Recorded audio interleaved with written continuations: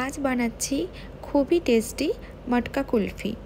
এর জন্য প্রথমে 1.5 লিটার ফুল ক্রিম দুধ ভালো করে ফোটাতে হবে। এবার আমি 5টা করে কাজু, আমন্ড ও পেস্তাকে ফ্রুট কাটারে ছোট ছোট করে কেটে রাখবো। আর 10টা করে কাজু, আমন্ড ও পেস্তা সাথে 3-4টে ছোট এলাচ নিয়ে মিক্সিতে গুঁড়ো করে রাখবো। তারপর দুধের মধ্যে 1 পিঞ্চ স্যাফরন নিয়ে ভালো করে মিশিয়ে নিচ্ছি।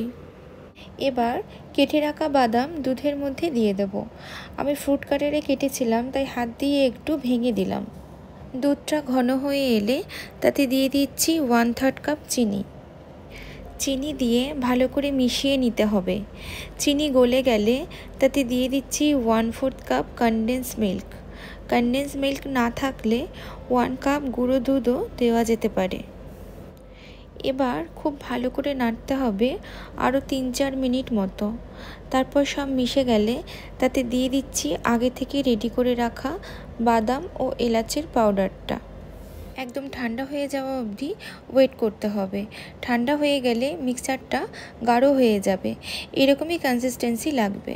তারপর একটা বেলুন উইক্স দিয়ে ভালো করে মিক্সচারটা মিশিয়ে নিতে হবে। তারপর নিয়ে নেব কুলফি মোল্ড। কুলফি মোল্ডগুলোতে মিক্সচারটা ভরে দেব। তারপর ফ্রিজে রেখে দিতে হবে। 7 থেকে 8 ঘন্টা রাখলেই হবে, কিন্তু আমি ওভারনাইটই রাখবো। এবার যে কুলফিটা বানাবো সেটা ট্র্যাডিশনাল ওয়েতে তৈরি করব, যার নাম মটকা কুলফি।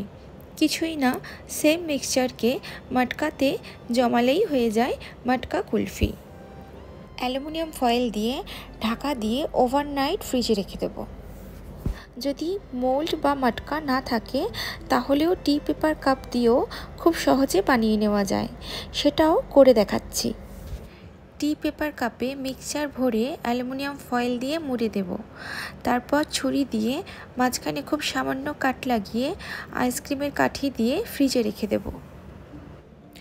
ওভারনাইট রাখার পর আমি ফ্রিজ থেকে বার করলাম, দেখে নিই কেমন হলো। কুলফি মোল্ডগুলো থেকে প্রথমেই কুলফি বার করা যায় না, তখন একটু হাত দিয়ে ঘষে নিতে হবে বা জলেও ডিপ করা যেতে পারে।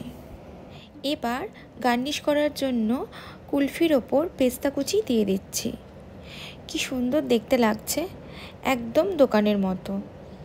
এর মধ্যে স্যাফরনও দেওয়া যেতে পারে, তবে এটা অপশনাল। এবার মটকা কুলফির জন্য পেস্তা কুচি আর ওপর থেকে একটু স্যাফরন দিয়ে গার্নিশ করে দিচ্ছি। দেখতে কি সুন্দর হয়েছে। টি পেপার কাপের কুলফি আইসক্রিমও দেখতে খুব সুন্দর হয়। এর মধ্যেও দিয়ে দেব পেস্তা কুচি। রেডি হয়ে গেল আমাদের আজকের রেসিপি মালাই কুলফি বা মটকা কুলফি। এইভাবে বাড়িতে একবার বানানো যেতেই পারে। আজকের মতো এইটুকুই। আবার আসবো অন্য কোনো রেসিপি নিয়ে। সবাই খুব ভালো থেকো, সুস্থ থেকো। চলো, টাটা।